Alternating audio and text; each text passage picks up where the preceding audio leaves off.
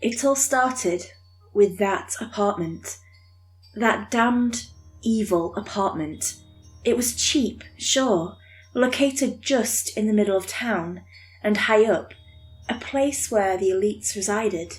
But of course, that's what anyone would think, at first. I'd recently been evicted from my place of residence, and suddenly I had gotten a notification on my phone. It was an email from some guy called Hank Eva, who claimed an aunt he barely knew had died. Somehow, all her things were left to me. I'd barely known the woman. In fact, I had only met her once, and exactly once, in my life, off at a birthday party I barely remembered. Guess I made a lasting impression. Then again, names do have a way of mixing themselves up, and last I heard, she was suffering from some mental health issue, thought her things were being replaced or something. I don't know. But anywho, she was rich, apparently, and lucky for me, I'd been given everything. Everything included a fancy apartment high up in the elite towers of the city, where I'd reign over and view the city below as a royal. Not really, but I did receive somewhere north of $1 million or so, so I'd say I became an elite overnight. The first thing I did, of course, was move in. I was in need of a home, and here was one right for me, as if fate had decided I needed a break from my terrible luck. And the first few weeks were a blast. I treated myself to some fancy new clothes, better meals, and made some good friends around the city. Oh, and even volunteered at the local soup kitchen. But that's when I heard it. This weird creaking noise in my apartment, right beneath me. The floorboards, which supposedly were made of this extremely rare and expensive wood, began to creak as if someone was stepping on them. Now, I admit, the first time I heard them, I wasn't entirely there. I'd just returned from a night of partying, and I wasn't sure of the experience myself. But I'm sure it was real, and not a dream or anything. But anyway, I heard the creaking noise, as if someone was stepping on them, walking in circles all over my apartment.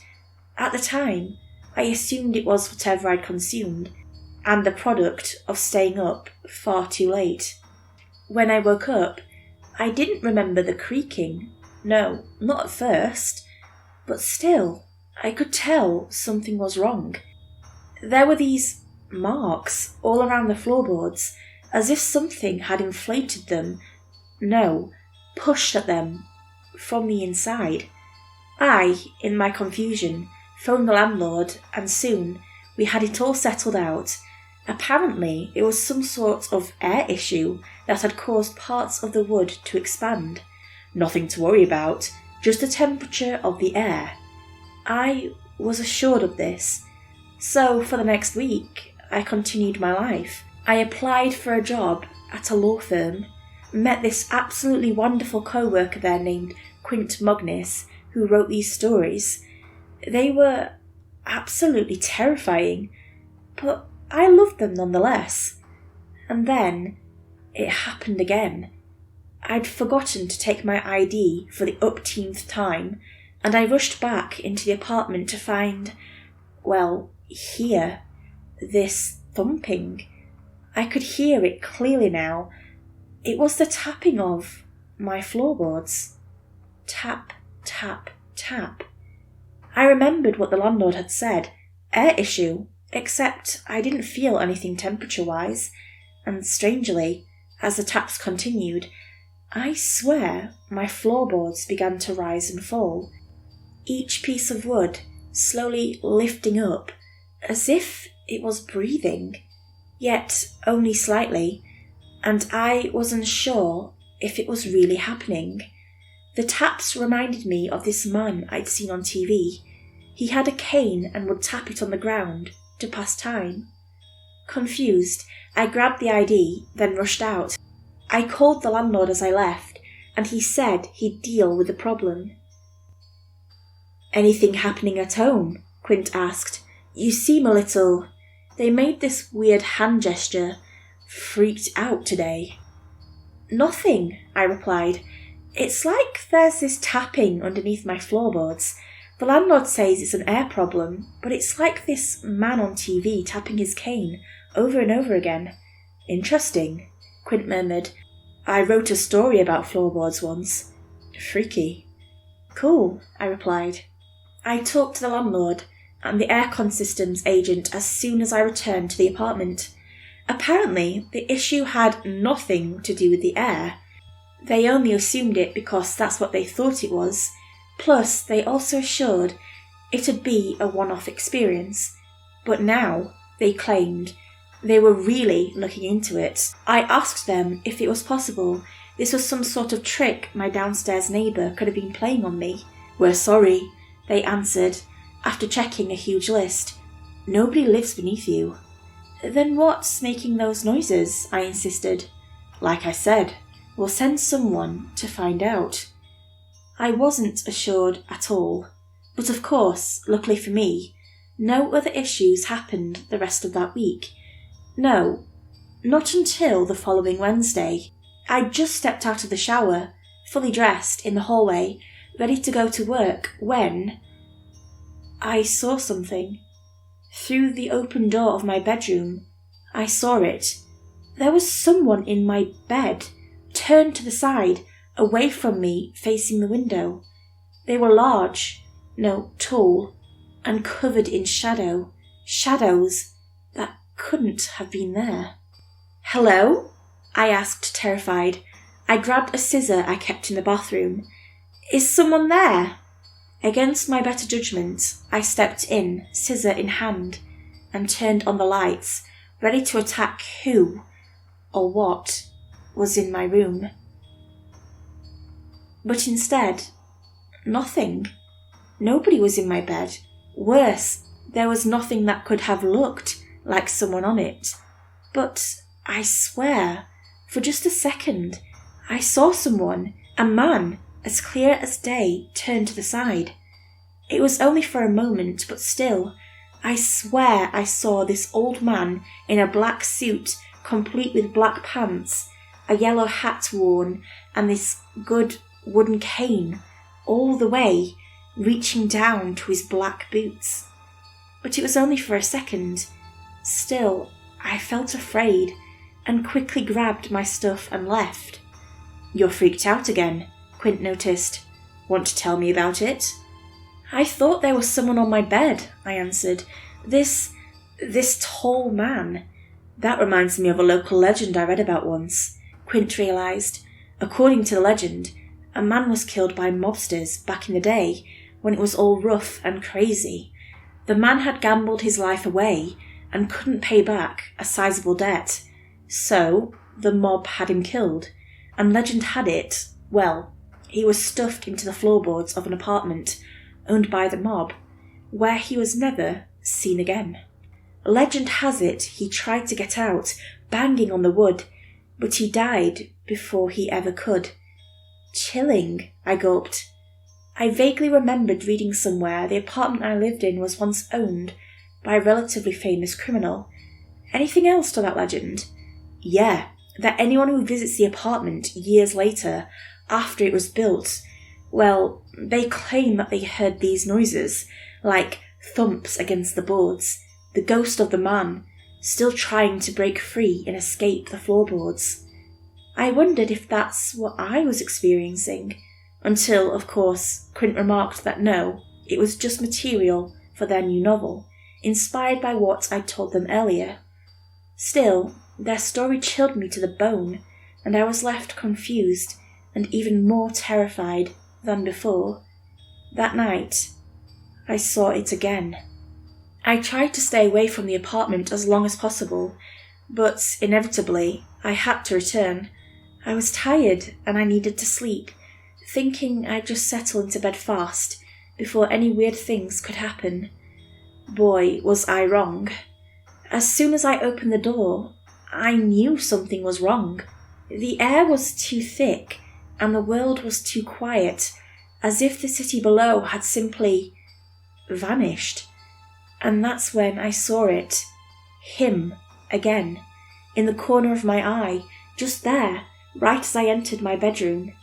I nearly screamed when I saw him, draped in shadow at the corner of my bed. I flicked on the light, and still he remained, stooped in shadows and evil.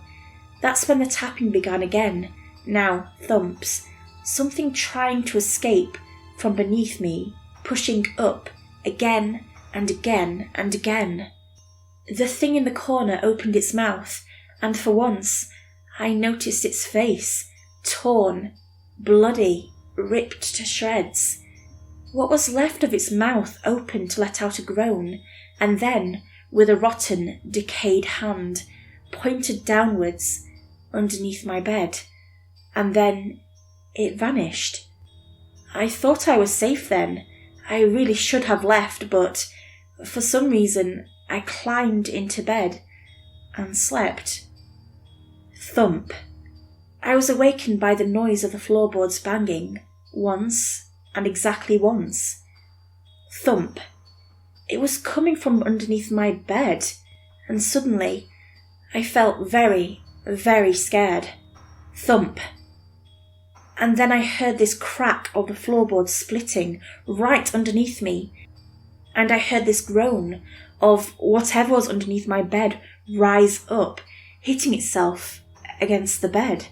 I screamed, hoping someone would hear me, and then saw a grey, fleshy hand reach the end of my bed and push, pulling out what I can only describe as a decomposing corpse with something evil within it. Another hand wrapped around my ankle, and I felt cold and a moist, squishy feeling. I kicked it, but it held tight. But at last I was able to break free. I ran in the opposite direction, then realised my mistake when I was backed into a corner. The thing stood high up and tall before me, sinister. Its cane tapped on the ground, once, twice, thrice, just like the first time I'd heard it. It began to walk towards me, and just as it was an arm's length away, "Mara?" And suddenly it was gone. The floorboards underneath my bed, which a second ago were broken, was clean and in place. My neighbour, a young man named Canon Grace, burst into my room, armed with a baseball bat. "I heard your scream," he explained. "The front door was unlocked." "That was strange. I don't remember leaving it unlocked." "Thank you," I murmured. "What happened?" he questioned. "There," I sobbed. "There was someone in there." "Where?" he shouted, raising the bat. He's gone. I don't know what happened, but..." "I'll call the police." The police arrived but a moment later, and very soon I was telling them all about the strange things which had befell me, right from the beginning to the end. I told them about the tapping, the noises, the story Quint had spun, the floorboards, everything. The police were confused by my story, but they simply said that they would look into it. I did not think they would, dismissing me as a confused person. And so, tired, confused and annoyed, I did what I thought was right. I retrieved a hammer, moved my bed aside, and then, praying to some unknown god while I did, bashed in the floorboards underneath my bed. It took me only 3 tries before it gave in, and inside, just as I'd expected, was none other than a corpse, still dressed in a decaying black suit, a yellow hat, and a dark wooden cane. As soon as I discovered it, I felt a sense of relief and something leave me. No, not me. The room. It just felt right now, like whatever had been there before, whatever had made the air thick, dark, was simply gone. I reported my find to the police, who identified the body as Charles Marion, a guy who went missing back in the old days, and they had always suspected he'd been killed by a crime family he simply owed too much to. I stopped hearing the taps and the thumps after that, and that was that. But there's something else, something weirder I don't understand. I remembered that Quint Mognis, my co-worker, told me about their story, exactly the same as what the police had explained to me. It was all exactly the same. Even the details that the police claimed nobody could have known. And, I know, Quint could have gotten the idea from the locals. But the thing is, there is no local legend similar to the story. In fact, nobody had even heard of a man underneath the floorboards. And I could find no stories like that on the internet. Days later, Quint mysteriously vanished from work. So the real question is, who is Quint Mognis?